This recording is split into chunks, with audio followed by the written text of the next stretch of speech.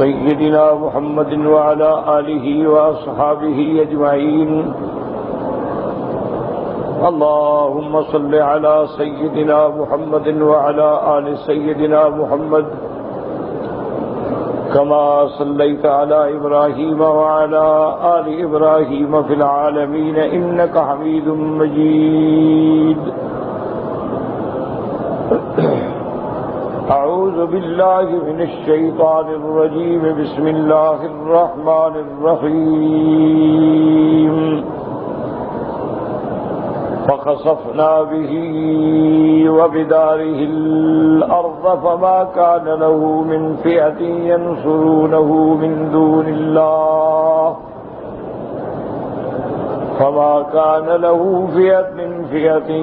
ينصرونه من دون الله وما كان من المنتصرين. وأصبح الذين تمنوا مكانه بالأمس يقولون ويك أن الله يبسط الرزق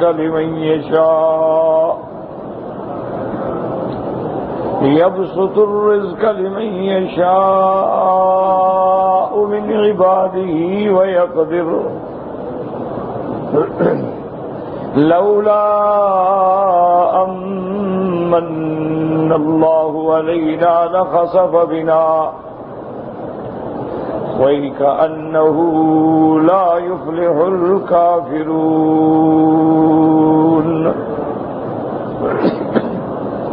قال المؤلف المفسر رحمه الله تعالى: أدام النفع بعلومه وعلومكم في الدارين آمين. إلى أن قال: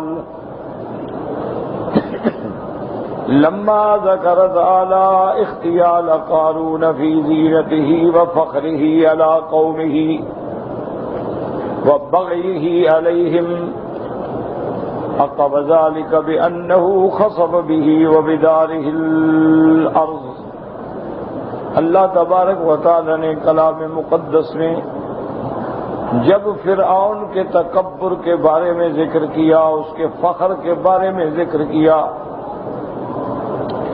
اور اس کی سرکشی کا ذکر کیا کہ اس نے اپنے قوم کے ساتھ سرکشی کی، تو اس کے اگلی آیات میں اللہ نے اس کے انجام کے بارے میں ذکر کیا کہ نتیجہ کیا نکلا کہ اللہ نے اس کو زمین میں دھسا دیا. تو ہر متکبر جو ہے اس کا انجام یہی ہوتا ہے، کیونکہ اصل میں کبر جو ہے میرے اللہ کی صفت ہے. الکبریاء ردائی والعظمت وزاری، اللہ کی شان ہے جو متکبر ہے، اللہ کی شان ہے جس کو یہ زیبا ہے. اگر کوئی انسان ہو کر تکبر کرے تو اس کا انجام ہلاکت ہوتی ہے. انا للہ و انا الیہ راجعون. یہ چھوڑیں بس، انا للہ و انا الیہ راجعون. کہ کوئی بھی تکبر کرنے والا انسان جو ہے، اسی لیے سیدنا علی رضی اللہ تعالی عنہ فرماتے تھے کہ مجھے انسان پہ تعجب ہوتا ہے کہ وہ کیسے تکبر کرتا ہے. فرماتے ہیں مجھے انسان سے بڑی حیرت ہوتی ہے کہ الذی خرج من مخرج البول مرتين، فرماتے کہ جو بندہ پیشاب کی جگہ سے 2 دفعہ نکلا ہو، تکبر کا کیا مطلب ہے؟ یعنی انسان جب پیدا ہوتا ہے تو نطفہ کہاں سے نکلتا ہے؟ ماں باپ کا نطفہ پیشاب کی جگہ سے ہی نکلے گا. اچھا، جب پیدا ہوگا ماں کے بطن سے تو کہاں سے نکلیں گے حضرت؟ پیشاب کی جگہ سے. تو پھر میں تکبر کس بات کا کرتا ہے؟ جس بندے کا عالم یہ ہے کہ ابتدا بھی جس کی یہ ہے کہ اس کا سبیل جو ہے پیشاب کی رستہ ہے، نکلنے کے وقت میں بھی حضرت وہاں سے تشریف لاتے ہیں، تکبر کس بات کا؟ اور اسی طرح فرمایا حضرت علی رضی اللہ تعالیٰ عنہ نے فرمایا: عجبت لمن یتکبر، مجھے اس بندے پہ حیرت ہوتی ہے جو تکبر کرتا ہے کہ روزانہ اپنے پیشاب پہ، اپنے پاخانے پہ بیٹھتا ہے. تکبر کس بات کا؟ جس کو اللہ نے ایسا مجبور کر دیا ہے کہ 24 گھنٹے میں ہر حال میں جا کے بیٹھے، اور خدا نہ خواستہ پیشاب بند ہو جائے، براز بند ہو جائے تو بندہ مر جائے. تو جو بندے کا یہ عالم ہو کہ اپنے بول و براز پہ بیٹھتا ہو، اپنے ہاتھوں سے دھوتا ہو، تکبر کس بات کا وہ کرتا ہے؟ تکبر تو اسی کی ذات کو زیبا ہے جو دائم ہے، جو حی ہے، جو قیوم ہے۔ اس لیے فرماتی ہیں واللہ الخالق البارئ المصور لہ الاسماء الحسنی۔ اسی طرح فرمایا هو اللہ الذی لا الہ الا هو عالم الغیب والشہادۃ هو العزیز الرحیم۔ هو اللہ الذی لا الہ الا هو الملک القدوس السلام المؤمن المہیمن العزیز الجبار المتکبر۔ تو عزیز بھی اسی کی صفت ہے اور جبار بھی اسی کی صفت ہے اور متکبر بھی اسی کی صفت ہے جس کے ہاتھ میں ساری کائنات کی تقدیر ہے۔ یفعل ما یشاء ویحکم ما یرید، جو چاہیں جیسا حکم دیں، ما شاء اللہ کان وما لم یشاء لم یکن۔ انسان کو کیسے تکبر دیتا ہے جو پانی کا محتاج ہے، جو کھانے کا محتاج ہے، جو بیماری میں علاج کا محتاج ہے، تکلیف میں دوستوں کا محتاج ہے، بڑھاپے میں اولاد کا محتاج ہے، تکبر کس بات کا؟ اور اسی لیے حدیثوں میں آتا ہے کہ تکبر ایک ایسی چیز ہے کہ جب بندہ تکبر کرتا ہے تو اللہ اس کو توڑ کے رکھ دیتے ہیں۔ جب آدمی تکبر میں آ جائے، جب آدمی تفاخر میں آ جائے تو خطرہ رکھیں کہ انجام اس کا ہلاکت ہوگی۔ اور جو بندہ اللہ کے لیے مٹ جائے، اللہ کے لیے جھک جائے، اللہ کے لیے برداشت کا مادہ پیدا کر دے، اللہ اس کی شان کو اور اونچا کر دیتے ہیں۔ من تواضع للہ رفعہ اللہ، جو اللہ کے لیے کسی سے تواضع کرتا ہے اللہ پاک اس کی شان کو زیادہ سے زیادہ بلند فرما دیتے ہیں۔ ورنہ انسان کی کیا قیمت ہے؟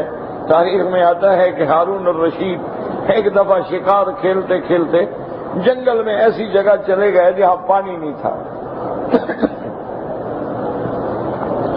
جب پیاس سے بہت تنگ ہو گئے تو ایک بستی نظر آئی، وہاں پہنچے، ان سے پانی مانگا تو گھر والے ایک گلاس میں پانی لے کے آئے تو بادشاہ نے جلدی جلدی سے گلاس پکڑا، پیاسا تھا تو وزیر نے کہا کہ حضرت ٹھہرے، جلدی نہ کریں، ایک تو جلدی پانی پینا ویسے بھی خطرناک ہوتا ہے۔ تو وزیر سمجھدار ہوتے تھے، اس نے کہا کہ آپ صبر کریں۔ اور دوسرا وزیر نے پوچھا کہ بادشاہ سلامت، اگر اس وقت کوئی آدمی آپ سے اس ایک گلاس کے بدلے میں معاوضہ مانگے تو آپ کتنا دیں گے؟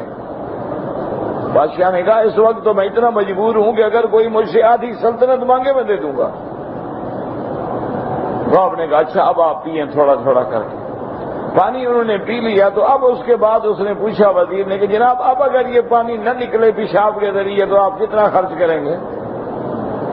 انہوں نے کہا باقی آدھی سلطنت بھی دے دوں گا، مرنے سے تو بہتر ہے نا۔ تو انہوں نے کہا پھر اندازہ لگا لیں گے آپ کی سلطنت کی قیمت کیا ہے، ایک گلاس پانی کی قیمت بھی نہیں بنتی۔ تو پھر تکبر بنانے کی کیا عادت ہے کہ آدمی تکبر کرے؟ اس لیے اللہ فرماتی ہے کہ جب اس نے تکبر کیا، سرکشی کی، اور یہ ظالم سرکشی میں اتنا بڑھ گیا کہ عورتوں کو ایک بد کردار عورت پہ لاکھوں خرچ کر کے حضرت سیدنا موسیٰ علیہ السلام پہ بھی تہمت لگا دی۔ جب آدمی تکبر کے اس مقام پہ پہنچتے ہیں پھر اللہ ایسے پکڑتے ہیں۔ فرمایا فَخَسَفْنَا بِهِ وَبِدَارِهِ الْأَرْضَ وَمَا كَانَ لَهُ مِنْ فِئَةٍ يَنْصُرُونَهُ مِنْ دُونِ اللَّهِ وَمَا كَانَ مِنَ الْمُنْتَصِرِينَ۔ کیونکہ یاد رکھیں زمینیں اسی کے تابع ہیں، ہوائیں اسی کے تابع ہیں، فضائیں اسی کے تابع ہیں، پانی اسی کے تابع ہیں۔ وہ چاہے تو پانی میں فرعون کو غرق کر دیں، وہ چاہے تو قارون کو زمین میں دھسا ڈالیں، وہ چاہے تو قوم عاد پہ ہوا بھیج کے تباہ و برباد کر ڈالیں۔ اسی لیے میرے آقا نے فرمایا اہلکت عاد بالدبور، کہ اللہ تبارک و تعالی نے قوم عاد کو دبور ہوا کے ساتھ ہلاک کر دیا۔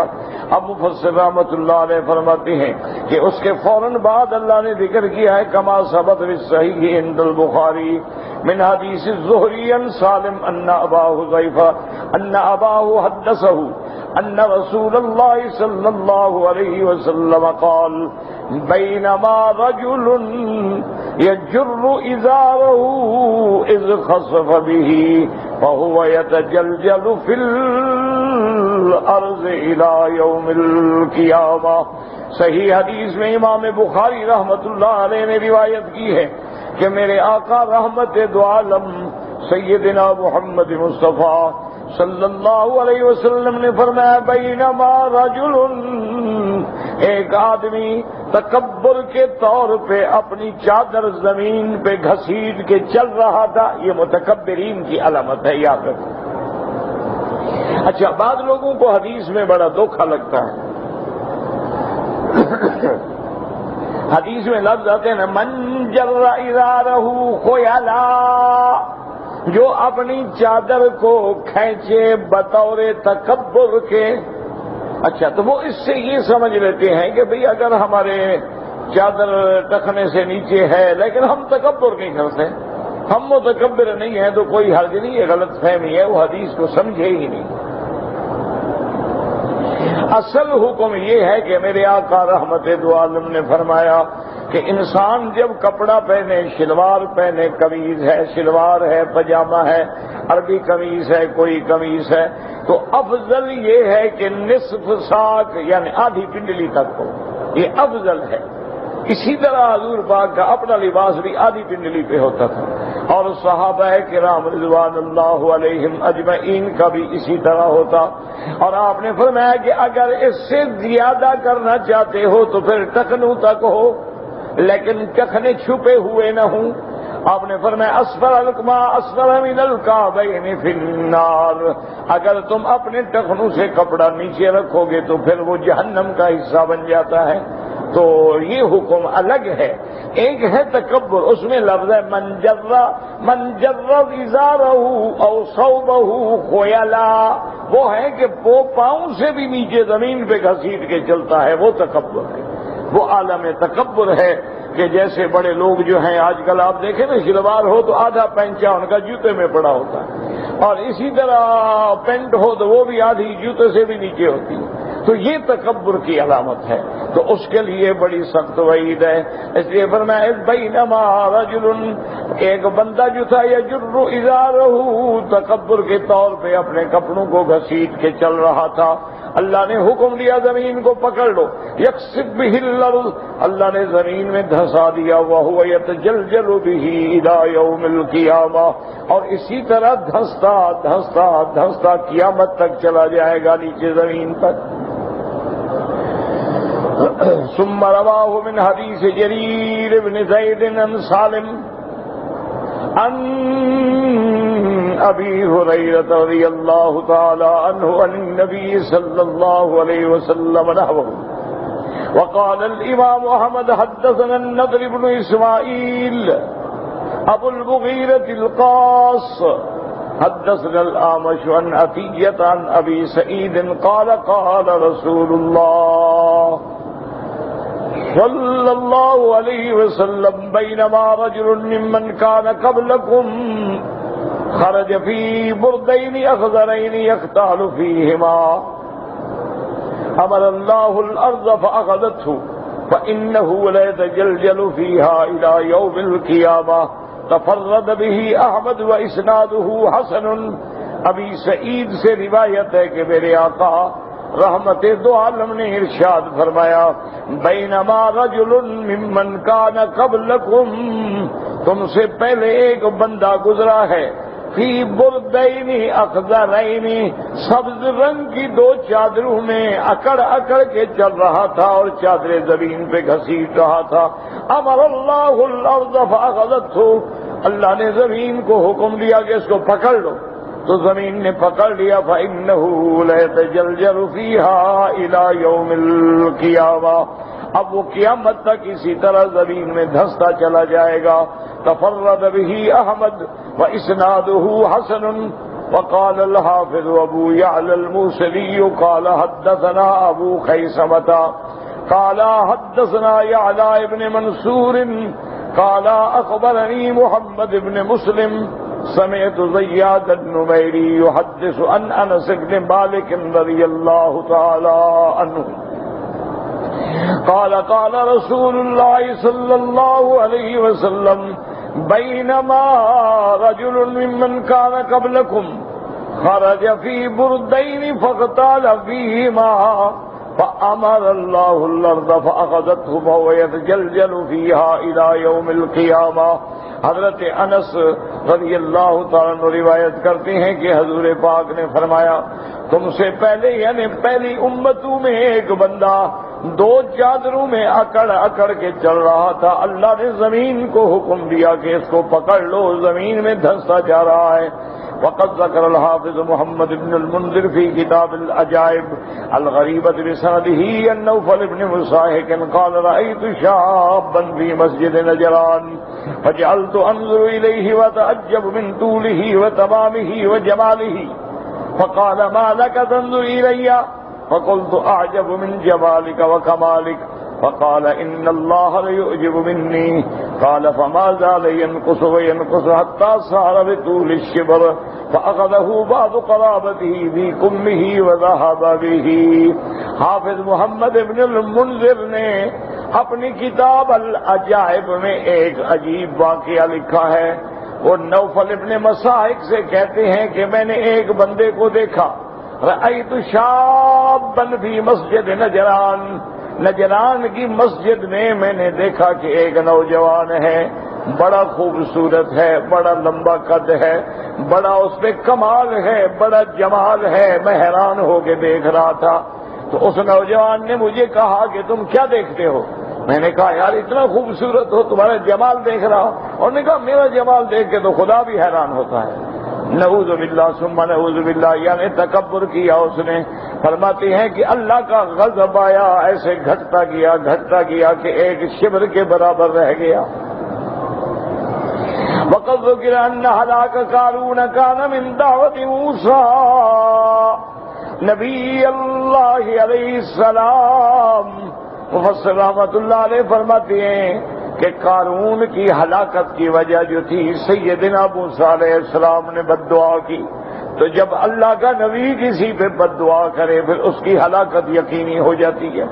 واختلف فی سببہ فعن ابن عباس والسدی، حضرت ابن عباس اور حضرت سدی نے لکھا ہے ان قارون اعطى امرأة بغيا مالا على ان تبحث موسى بحضرة الملأ من بني اسرائيل وهو قائم فيهم يتلو عليهم كتاب الله تعالى فتقول يا موسى انك فعلت بي كذا وكذا، فلما قالت ذلك بالملأ لموسى عليه السلام ارعد من الفرق واقبل عليها بعدما صلى ركعتين ثم قال انشدك بالله الذي فرق البحر وانجاكم من فرعون وفعل كذا وكذا لما اخبرتني بالذي حملك على ما قلت، فقالت اما اذا نشدتني فان قارون آتاني كذا وكذا على ان اقول ذلك لك وأنا أستغفر الله وأتوب إليه،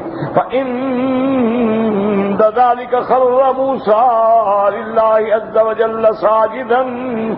حضرت ابن عباس اور حضرت سدی رضوان اللہ علیہم لکھتے ہیں کہ قارون نے ایک بد کردار عورت کو بہت سارا مال دے کے تیار کیا۔ تاریخ میں لکھا ہے کہ اس نے ایک عورت کو تلاش کیا جو عورت طوائف تھی،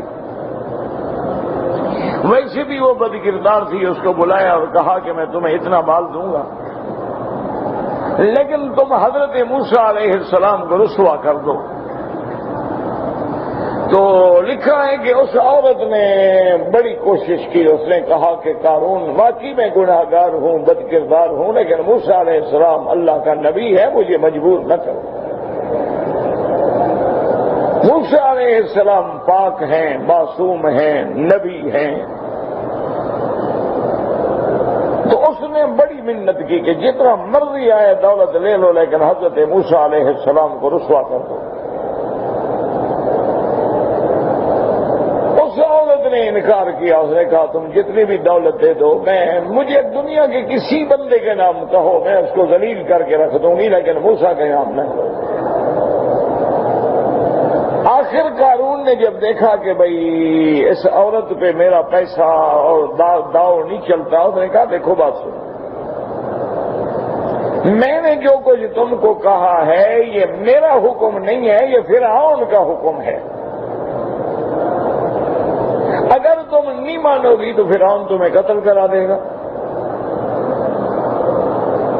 اس کے لیے تمہاری جیسی اور عورتیں مل جائیں گی، تو تم کیوں بے وقوف بنتی ہو؟ ساری زندگی عیش کرو، اتنی دولت تمہیں مل رہی ہے۔ اور میں بھی تم سے یہ وعدہ کرتا ہوں کہ اگر تم نے موسیٰ علیہ السلام پہ تہمت لگا دی اور موسیٰ علیہ السلام کو ملائے اعلیٰ لوگوں میں نعوذ باللہ رسوا کر دیا تو فرعون جو مجھے انعامات دے گا وہ بھی میں تمہیں دے دوں گا۔ تو عورت ہے، لالچ میں آ گئی، اور ساتھ یہ بھی یقین ہو گیا کہ اگر میں یہ اقدام نہ کروں تو فرعون مجھے نہیں چھوڑے گا۔ لیکن قارون نے سمجھایا کہ ایسے الزام نہیں لگانا ہے، الزام اس وقت لگانا ہے کہ جب اجتماع ہو، جمعہ کا دن ہو، سیدنا موسیٰ علیہ السلام خطبہ پڑھا رہے ہوں، آگے ہزاروں لاکھوں لوگ بیٹھے ہوں، اس وقت تم نے کھڑے ہو کے الزام لگانا ہے۔ تو سیدنا موسیٰ علیہ السلام کی عادت مبارک تھی کہ آپ اپنے بھائی کو لے کر مختلف بستیوں میں اور علاقوں میں تشریف لے جاتے، وہاں خیمہ لگا لیتے، ایک رات دو رات قیام کرتے، اس علاقے میں تقریر فرماتے، واعظ فرماتے، ہدایت فرماتے، پھر وہاں سے اور بستی میں اور بستی میں اور بستی میں۔ اس نے کہا کہ نہیں، جب وہ بڑے شہر میں آئیں گے مصر میں، اس وقت الزام لگانا۔ تو سیدنا موسیٰ علیہ السلام ایک دن تشریف لائے اور آگے ہزاروں کا اجتماع ہے۔ موسیٰ علیہ السلام منبر پہ کھڑے خطاب فرما رہے ہیں کہ وہ عورت جو ہے وہ کھڑی ہو گئی، اس نے کہا کہ موسیٰ علیہ السلام کیوں لوگوں کو تقریر کر رہے ہو؟ تم نے تو میرے ساتھ یہ کیا ہے، نعوذ باللہ انک فعلت بی کذا و کذا، تم نے میرے ساتھ گناہ کیا ہے، اب لوگوں کو ہدایت کر رہے ہو۔ تو موسیٰ علیہ السلام کانپ گئے، فوراً موسیٰ علیہ السلام سجدے میں گرے، 2 رکعت پڑھی، اس کے بعد کھڑے ہوئے اور فرمایا کہ عورت میں تمہیں اس رب کی قسم دیتا ہوں، اس اللہ کی قسم دیتا ہوں جس کے حکم سے دریا میں راستے بن گئے اور اللہ نے بنو اسرائیل کو نجات دی، میں تمہیں اس رب کی قسم دیتا ہوں جس نے مجھے معجزات دے کے بھیجا ہے، میں تمہیں اس رب کی قسم دیتا ہوں جو قائل خالق کی کائنات ہے، سیدھی بات کرو گے بات کیا ہے؟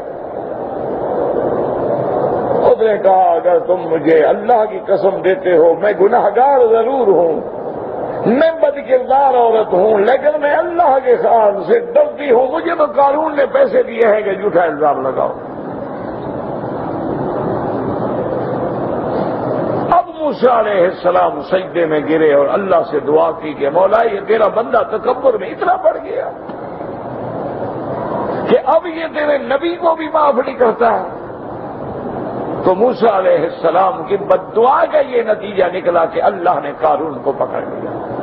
تو بعد مفسرین نے یہ واقعہ لکھا ہے، وہ فرماتے ہیں ان قارون آتا امرأۃ بغیا، کہ قارون نے ایک عورت کو جو عورت فاحشہ تھی، زانیہ تھی، بہت سارا مال دیا، انتبہت موسیٰ کہ موسیٰ پہ بہتان باندھو، لیکن کب باندھو بھی حضرت الملأ من بنی اسرائیل، جب بہت ساری جماعت بنی اسرائیل موجود ہو، فَهُوَ قَائِمٌ فِيهِمْ يَتْلُو عَلَيْهِمْ کتاب اللہ تعالی، اور موسیٰ علیہ السلام جب تورات پڑھ رہے ہوں، اس کے بعد فرماتے ہیں وَتَقُولُ يَا مُوسَىٰ إِنَّكَ فَعَلْتَ بِي كَذَا وَكَذَا، فلما قال ذلك في الملأ موسیٰ علیہ السلام اراد من الفرق، آپ کانپ گئے، وَأَقْبَلَ عَلَيْهَا بَعْدَمَا صَلَّى رَكْعَتَيْنِ، پہلے آپ نے 2 رکعت پڑھی، اس کے بعد آپ اس عورت کی طرف متوجہ ہوئے، فرمایا انشدک باللہ الذی فرق البحر وانجاکم من فرعون،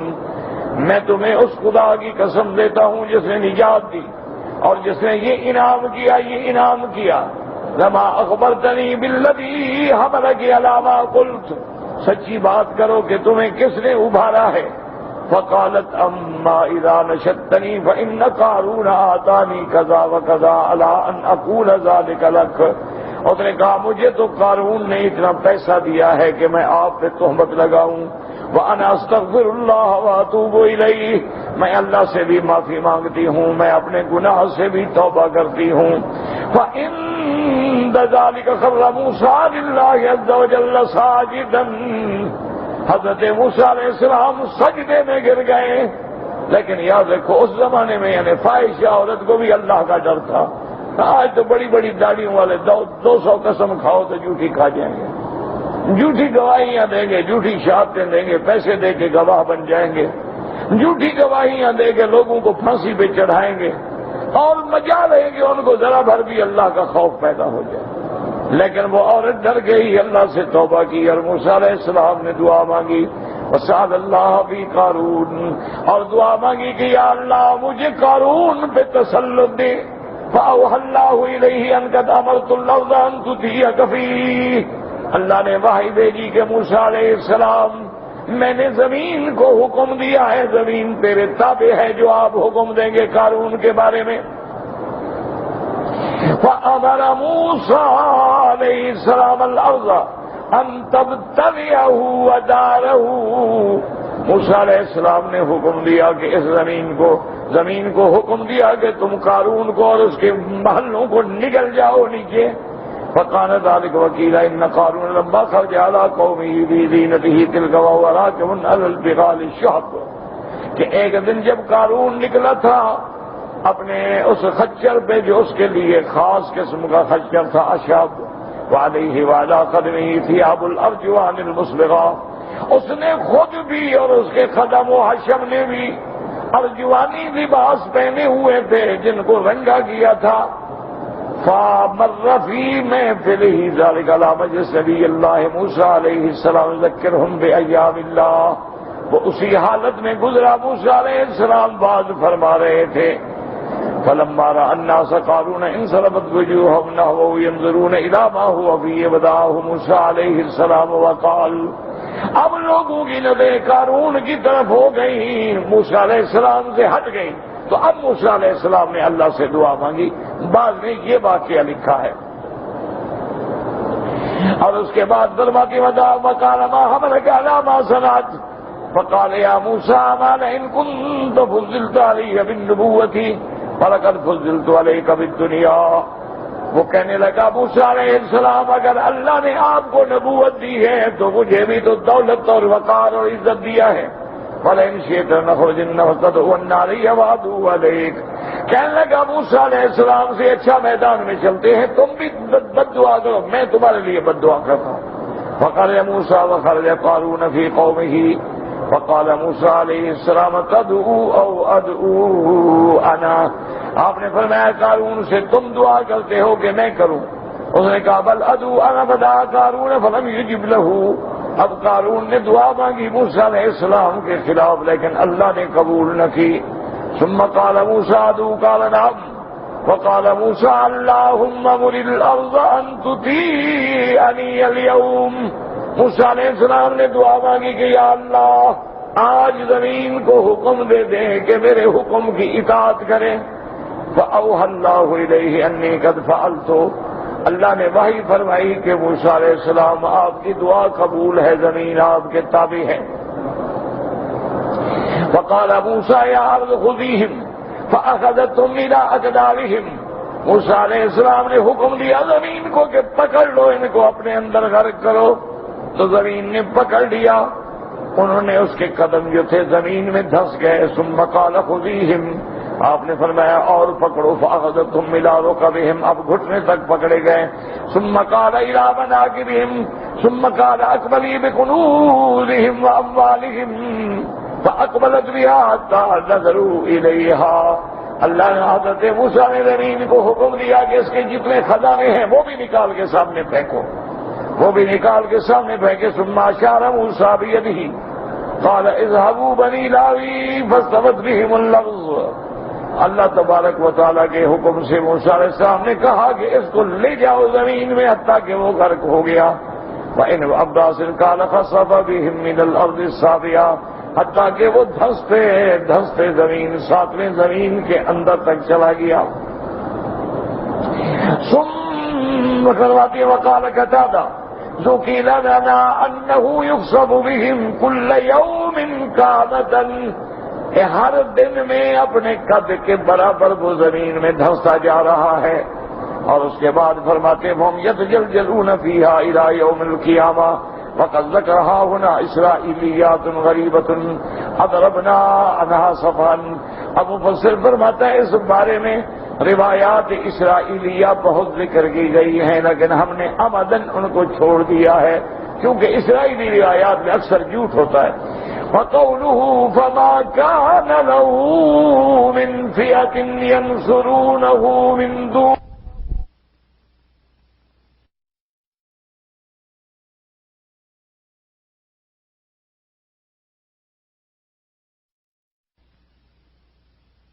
اللہ نے فرمایا جب ہمارا عذاب آیا تو اب قارون کو نہ تو اس کی جماعت، نہ دوست، نہ طاقت بچا سکی، نہ مال بچا سکا، کوئی چیز بھی کام نہ آ سکی۔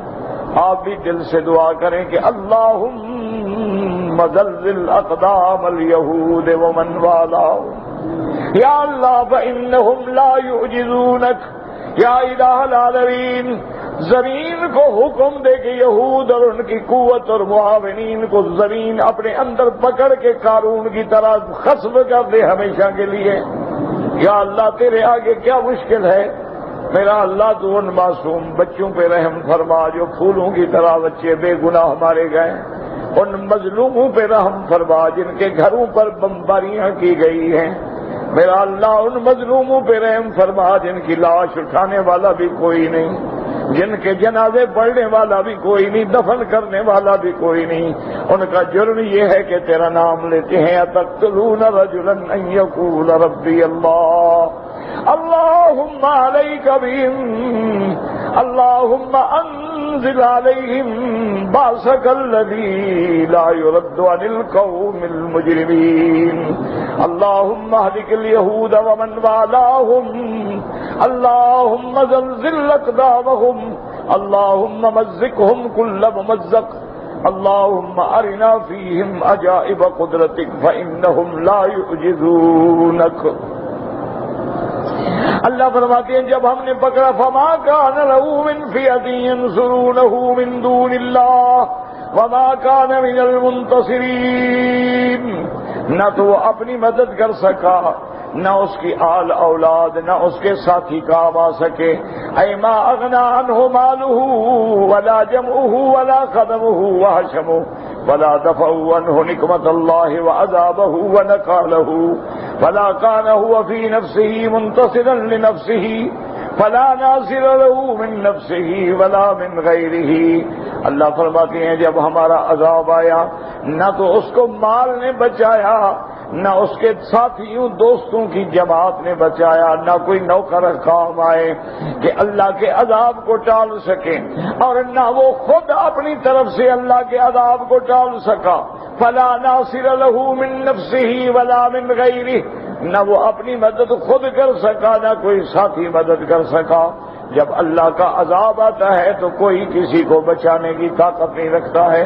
تو اس لیے اللہ تبارک و تعالی کبھی کبھی دنیا میں بھی عذاب کا نمونہ دکھا دیتے ہیں، ورنہ حقیقی عذاب جو ہے وہ تو مرنے کے بعد ہوگا۔ یاد رکھو حقیقی عذاب اور حقیقی جزا وہ تو مرنے کے بعد یا جنت یا جہنم، لیکن کبھی کبھی اللہ دنیا میں بھی دکھا دیتے ہیں، جیسے قوم عاد کے بارے میں، قوم سمود کے بارے میں، قوم لوط کے بارے میں، فرعون کے بارے میں، قوم نوح کے بارے میں، قارون کے بارے میں۔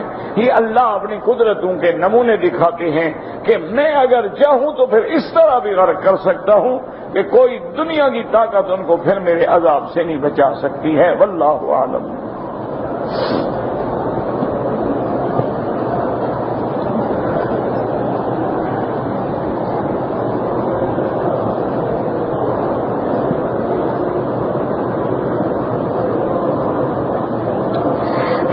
کہ میں سونے کا کاروبار کرتا ہوں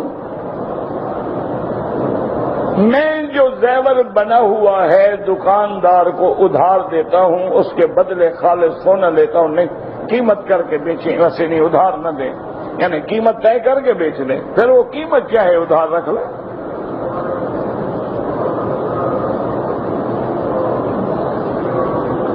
تہجد کی نماز کے لیے افضل وقت جو ہے وہ آخری رات کا حصہ ہے، اور وتر کے لیے بھی افضل یہ ہے کہ پہلے آپ تہجد پڑھیں، آخر میں وتر پڑھیں۔ لیکن اگر کسی بندے کو خیال ہے کہ میں نہ اٹھ سکوں، تھکا ہوا ہوں، سفر پہ آیا ہوں، وہ عشاء کی نماز کے بعد سنتیں نفل پڑھ کے وتر پڑھ کے سو جائے، کوئی منع نہیں، جب اٹھے تہجد پڑھ۔ یہ ضروری نہیں ہوتا ہے کہ اگر آپ نے وتر پڑھ لی ہے تو تہجد ہی نہ پڑھو، یہ کوئی مسئلہ نہیں، یعنی آپ چاہیں تو وتر عشاء کی نماز کے بعد پڑھ لیں، تہجد بعد میں پڑھیں۔ اور اگر الحمدللہ ثم الحمدللہ اللہ نے آپ کو توفیق دی ہوئی ہے اور آپ ہمیشہ اٹھتے ہیں تہجد پڑھنے کے لیے، تو آپ تہجد پہلے پڑھیں اور وتر آخر میں پڑھ کے ختم کریں۔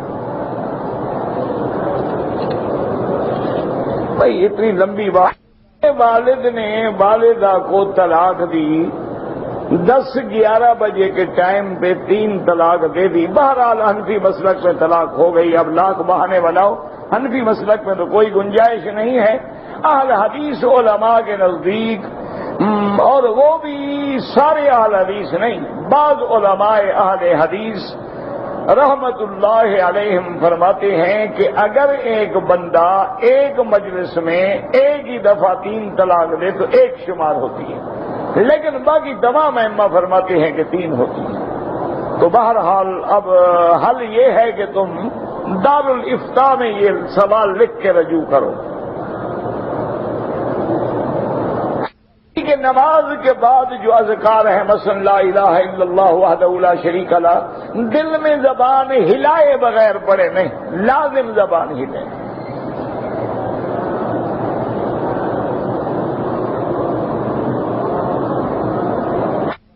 آپ نے غلط سمجھا ہے نا، آپ تقریر سے سمجھتے نہیں، تو اب میرا کیا قصور ہے؟ بات یہ سمجھیں کہ 15 شعبان کی رات کو لیلہ مبارکہ قرار دے کے تقسیم رزق اور تقدیر کے فیصلے کا عقیدہ رکھنا غلط ہے، اس لیے کوئی حدیث نہیں۔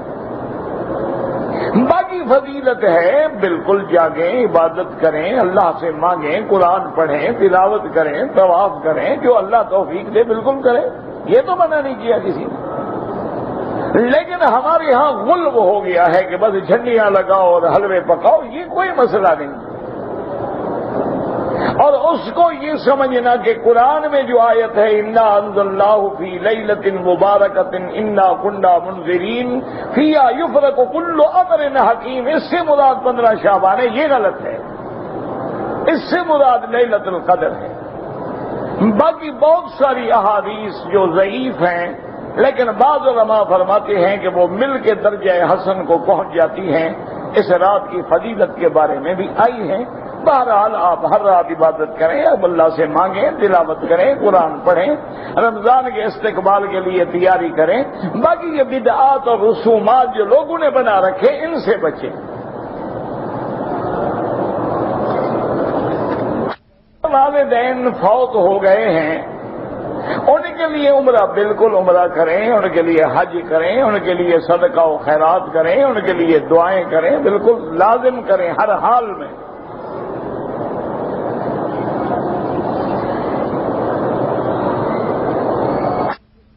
ایک گاڑی ہے جس کی قیمت 1 لاکھ ہے، اس میں میں روزی کماتا ہوں، چلاتا ہوں، محنت کرتا ہوں، اس گاڑی کی قیمت میں کوئی زکوٰۃ نہیں ہے۔ جو آمدنی ہو سال کے بعد حساب کرو، اگر سارا خرچہ نکالنے کے بعد 52 تولے چاندی کے برابر اس کی قیمت ہو جاتی ہے تو اب زکوٰۃ دیں گے، گاڑی کی قیمت پہ زکوٰۃ نہیں ہوتی۔ تمہاری گاڑی ہے، تمہارے رہنے کا مکان ہے، اسی طرح تمہاری مشینیں لگی ہوئی ہیں جن سے تم روزی کماتے ہو، ان کی کوئی زکوٰۃ نہیں ہوتی۔ کہ نماز اور نماز جنازہ کے لیے کتاب، بھئی آپ کسی کتب خانے پہ چلے جاؤ، وہاں جا کے آپ کو جس زبان میں چاہیے، اردو میں چاہیے، عربی میں چاہیے، فارسی میں چاہیے، انگلش میں چاہیے، لے لیں۔ بڑی کتابیں لکھی ہوئی ہیں الحمدللہ، چھوٹی کتابیں بھی ہیں، بڑی کتابیں بھی ہیں، مجمل بھی ہیں، مفصل بھی ہیں، جن میں ہر چھوٹا بڑا احکام موجود ہے۔ آپ کو جو کتاب چاہیے لے لیں۔ مجھے تو نام نہیں یاد رہتے نا۔ کہ درس کے دوران میں یا طواف کے دوران میں فوٹوگرافی کرنا جائز ہے؟ بالکل ناجائز ہے۔ باقی کسی کی اجازت دینے سے شریعت کا مسئلہ نہیں بدل جاتا۔ کہ آج اگر حرم میں یہ کام ہوتا ہے وہ حلال نہیں ہو جائے گا۔ جو چیز اللہ کے رسول نے حرام کی ہے وہ حرام ہے۔ تصویر کے بارے میں علماء نے یہ فتویٰ دیا ہے کہ بغرض ضرورت، جیسے پاسپورٹ ہے، آئیڈینٹی کارڈ ہے، شناختی کارڈ ہے، اور کوئی آپ کا ڈرائیونگ لائسنس ہے، اور آپ کا کوئی کریڈٹ کارڈ ہے، کوئی یعنی بینکوں کے کوئی معاملات ہیں جن میں اندیشہ ہوتا ہے کہ کوئی بندہ تمہیں نقصان نہ پہنچائے، وہاں ضرورت کے لیے تو تصویر جائز ہے، بغیر ضرورت کے ناجائز۔ کے دوران میں پیروں کا ہلانا جائز ہے؟ کہاں لکھا ہوا ہے کہ منع ہے؟ تکلیف ہو جو نہ بیٹھ سکتا ہو، پہلے میں تمہیں یہ بھی بتاؤں کہ مجھے کیا تکلیف ہے۔ اصل مشکل یہ ہوتی ہے کہ خدا بندہ یہ تیرے سادہ دل بندے کدھر جائیں کہ درویشی بھی عیاری اور سلطانی بھی عیاری۔ وہ تو ہمیں کہتے ہیں کرسی پہ بیٹھ کے درس دو، میں تو آپ ادب سے ڈر سے اوپر نہیں بیٹھتا کہ اوپر بیٹھنا علماء کا کام ہے، میں تو ایک طالب العلم ہوں۔ میرا کیا مقام ہے کہ میں اوپر بیٹھوں اور لوگ قرآن لے کے نیچے بیٹھیں؟ اور مجھے تو دونوں گھٹنوں میں تکلیف ہے، میں زیادہ دیر بیٹھ نہیں سکتا، ڈاکٹروں نے مجھے منع کیا ہوا ہے جس طرح میں بیٹھا ہوں ویسے بیٹھوں، تو مجھے مجبوراً پیر بدلنے پڑتے ہیں۔ اگر تمہارے میرے پاؤں کی حرکت پہ اعتراض ہے تو میرا علاج کرا لو، میں نہیں ہلاؤں گا انشاءاللہ۔ ہمدردی کرو نا، پھر صرف اعتراض نہ کرو، تم میرا علاج کراؤ، میں اندھا ہلاؤں تو آپ مجھے پکڑ لیں۔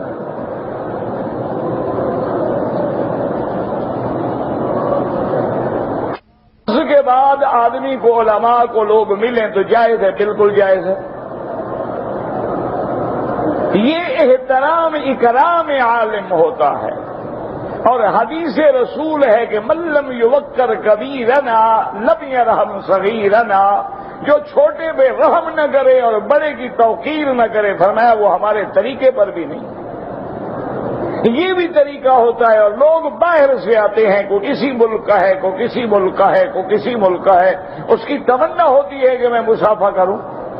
اچھا، اگر اب میں ان کو نہ ملوں تو پھر بھی انشاءاللہ آپ چٹ لکھیں گے جی آپ بڑے متکبر ہیں، لوگ ملنا چاہتے ہیں، آپ ہاتھ نہیں ملاتے۔ اس کا کوئی علاج ہے؟ تمہارا قصور نہیں، غیبی ہے نا، قصور نہیں ہے تمہارا۔ اللہ تمہیں بھی ہدایت دے، مجھے بھی ہدایت دے۔ کہتے جی بڑی رعونت سے ہاتھ کی انگلیاں ملاتے ہیں۔ انگلیاں تو ہم نے تو کبھی نہیں دیکھا ہے، بہرحال آپ کے مقدر میں انگلیاں ہوں تو اللہ کو پتہ ہے۔ بہرحال اللہ آپ کو مجھے سب کو ہدایت دے۔ اگر کوئی آدمی قبرستان میں جائے اور تلاوت کرے کوئی حکم نہیں ہے، لیکن اگر آپ تلاوت کر کے دعا مانگیں اور ان کے لیے اجر مانگیں اللہ سے تو اللہ ثواب دیں گے انشاءاللہ۔ لیکن یہ جو رواج بن گیا ہے کہ قرآن لے کے حافظ بٹھاتے ہیں قبروں پہ پڑھنے کے لیے، یہ بالکل ناجائز ہے، بدعت ہے۔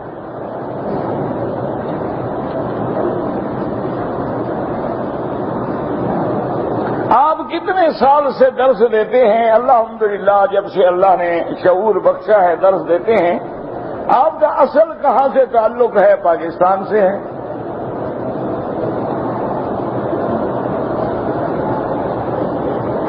اعمال کے بارے میں محدثین بعض شرائط کے ساتھ ضعیف حدیث کو قبول فرماتے ہیں۔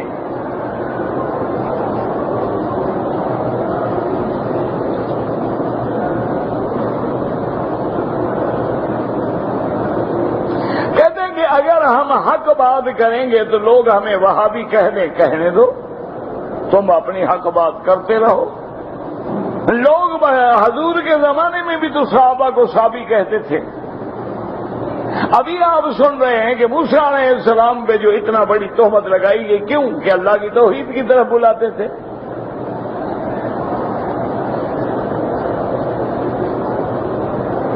صحیح احادیث کا کتنے عدد ہیں اللہ عالم. بہرحال یہ لکھا ہے علماء نے کہ صرف امام بخاری رحمت اللہ علیہ نے 1 لاکھ اور بعض روایات میں 6 لاکھ احادیث سے 6000 احادیث منتخب کی ہیں اپنی کتاب کے لیے، اور اس میں بھی متکررات ہے، یعنی ایک حدیث بار بار مختلف ابواب میں ہے.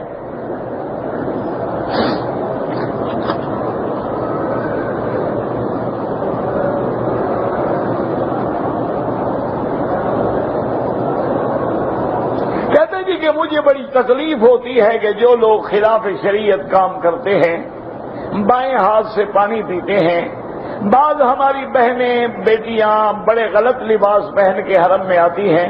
یہ تکلیف ہونا جو ہے یہ ایمان کی علامت ہے کہ ایمان جو ہے، مومن جو ہے وہ منکر دیکھ کے اس کو تکلیف ہوتی ہے. اس کا علاج یہ ہے کہ اللہ نے طاقت دی ہو تو طاقت سے مٹاؤ، طاقت نہ ہو تو پھر زبان سے کہو، زبان سے بھی نہ کہہ سکو تو کم از کم ان کو برا سمجھو اور علیحدہ ہو جاؤ.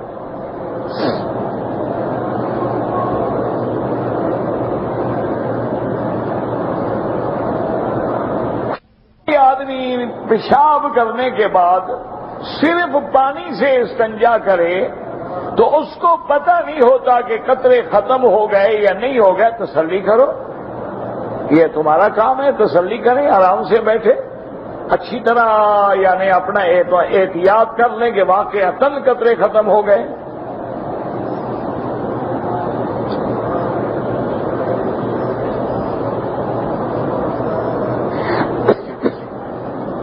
کہتا جی کہ ہمارے ملک میں 10 محرم الحرام کو لوگ قبروں پہ آ کے مٹی بھی ڈالتے ہیں اور کھجور کی ٹہنیاں بھی ڈالتے ہیں. سب بدعات ہیں، منکرات ہیں، ناجائز ہیں. کہ سارا سال تو ماں باپ کی قبر بھی یاد نہیں، ان کے لیے دعا بھی یاد نہیں. 10 محرم کو آ جاتے ہیں قبر کو پکا کرنے کہ شاید ابا جان نکلنا آئے، قبر مضبوط کر لو.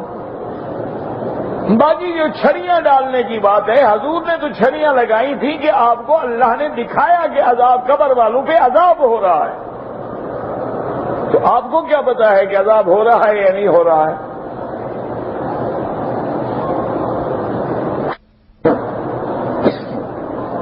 اب جناب دیکھیں یہ مسئلے ہیں. اب اگر آدمی جواب نہ دے تب بھی مشکل ہے، جواب دے تب بھی مشکل ہے.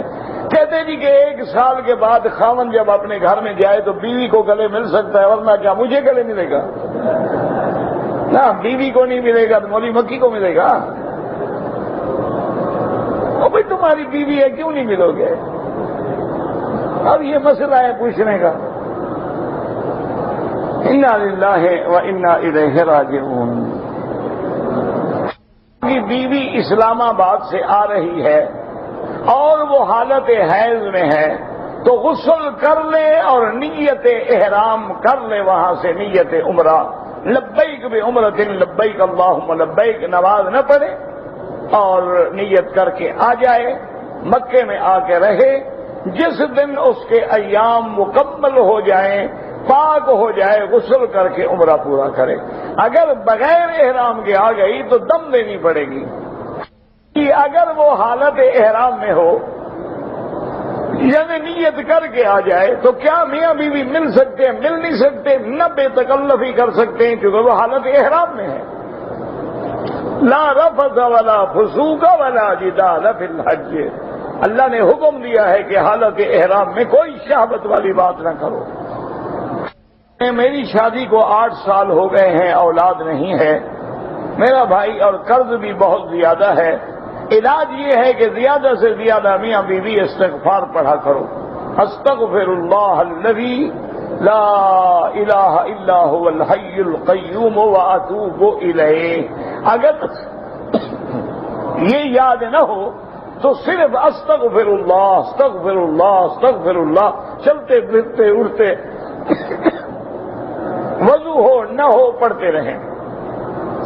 اللہ نے قرآن میں فرمایا ہے کہ جو استغفار کرتے ہیں ان کے مال اولاد میں بڑھا دیتا ہوں۔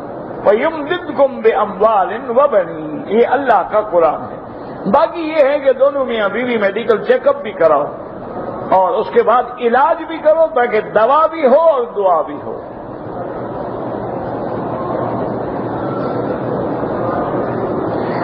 مکہ اور مدینہ میں رہتے ہوئے آدمی اپنی بیوی سے مل سکتا ہے، کیوں نہیں مل سکتا ہے؟ مکہ مدینے میں آنے کے بعد بیوی کو طلاق ہو جاتی ہے۔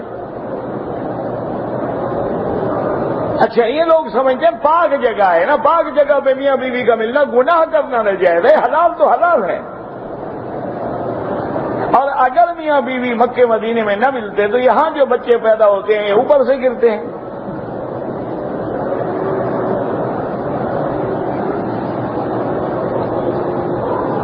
نماز کے دوران میں نظر سجدے کی جگہ پہ رکھیں، آگے پیچھے کعبہ شریف دیکھا کریں۔ بعض عورتوں نے میقات پہ احرام کی نیت کے بعد چہرہ کھول دیا، غیر مرد ہوں تو چہرہ نہ کھولے، آگے کپڑا لٹکا دے۔ بعض لوگ حرم کے باہر کھڑے ہو جاتے ہیں نماز میں، بھئی نماز تو ہو جائے گی، ایک ہے نماز کا ہو جانا، یعنی آدمی کتنا دور ہے، اگر اگلی صفیں نظر آ رہی ہیں نماز ہو جائے گی، لیکن اتنا بڑا گناہ ہے کہ صفیں خالی پڑی ہوئی ہیں اور تم پیچھے کھڑے ہوئے ہو۔ کچھ لوگ جو ہیں وہ ہوٹل میں کھڑے ہو کے آواز میں نماز پڑھتے ہیں، ان کی نماز نہیں ہوتی جب تک صفیں نظر نہ آئیں۔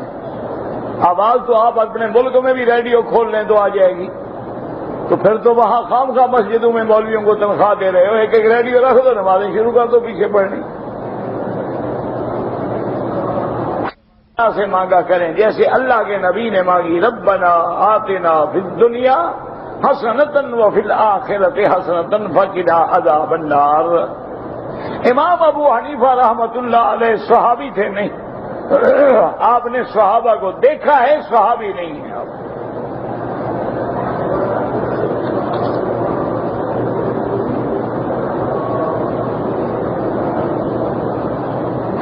کا فون چاہیے، میں ڈاکٹر ہوں، گلگت سے ہوں اور جازان میں کام کرتا ہوں، بالکل حاضر، نماز کے بعد عشاء کے بعد مجھ سے آرام سے نمبر لے لیں، بالکل کوئی منع نہیں۔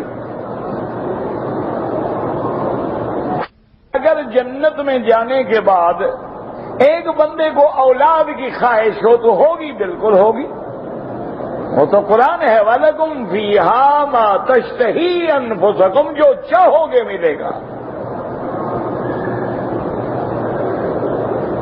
کے دوران میں جب عمرے کا طواف ہو تو پہلے 3 چکروں میں دایاں کندھا بھی نکالیں اور رمل بھی کریں، بعد میں کندھا نکالنے کی کوئی ضرورت نہیں ہے۔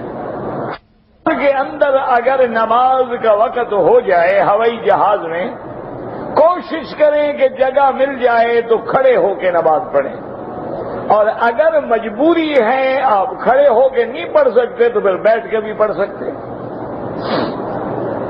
عمرہ کر لیا ہے، اب میرے بعض عزیز و اقارب جو فوت ہو گئے ہیں ان کا عمرہ کرنا چاہتا ہوں، بالکل کریں، جائز ہے۔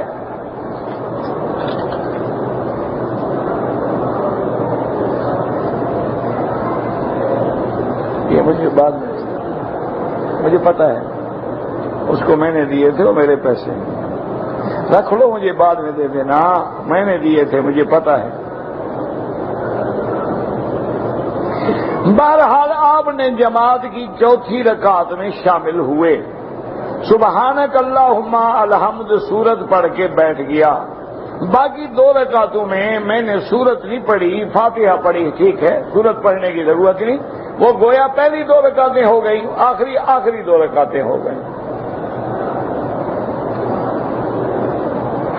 کہ جب ہم نے عیسائیوں سے کہا کہ تمہارا انجیل اصلی شکل میں نہیں ہے، وہ کہتے ہیں کہ قرآن بھی حضور کے بعد لکھا گیا، وہ جھوٹ بولتے ہیں۔ پہلی بات تو یہ ہے کہ انجیل اگر اپنی اصلی شکل میں ہے تو پھر 4 انجیل کیوں ہیں؟ ایک ہونا چاہیے نا۔ اس وقت 4 انجیل ہیں، انجیل لوقا ہے، انجیل یوحنا ہے، انجیل مقوقس ہے، اور ہر انجیل کے ماننے والے کہتے ہیں ہمارا صحیح ہے، وہ 3 غلط ہیں۔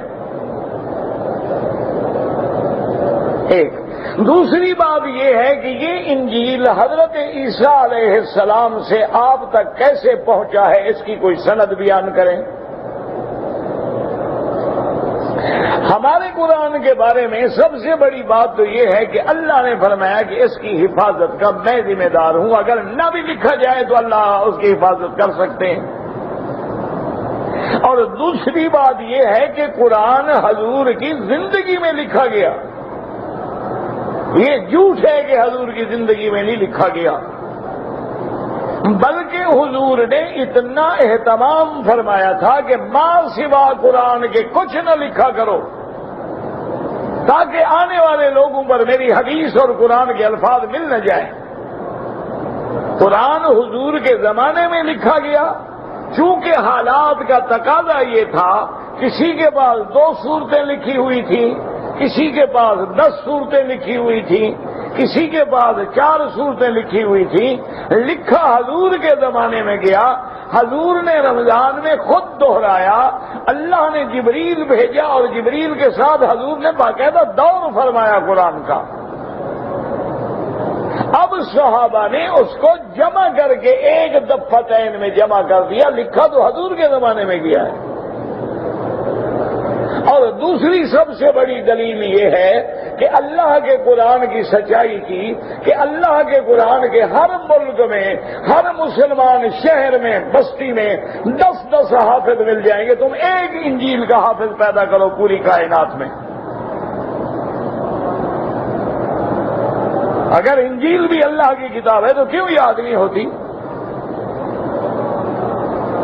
اور قرآن کا تو 7 سال کے بچے جو ہیں وہ حافظ ہیں۔ یعنی ابھی ہمارے یہاں مکے میں گسیم کے علاقے میں 6 مہینے میں ایک بچے نے قرآن یاد کیا۔ تم انجیل کا حافظ لے آؤ میدان میں، تو نماز ہو جاتی ہے، قمیض بھی نہ ہو تو نماز ہو جاتی ہے۔ لیکن یہ حکم کہیں نہیں ہے کہ ابداً کپڑا اتار دو، یا اللہ نے دیا ہو تب بھی نہ پہنو، یہ حکم نہیں ہے۔ ایک کپڑا نہیں ہے، پڑھ لو، کوئی بات نہیں۔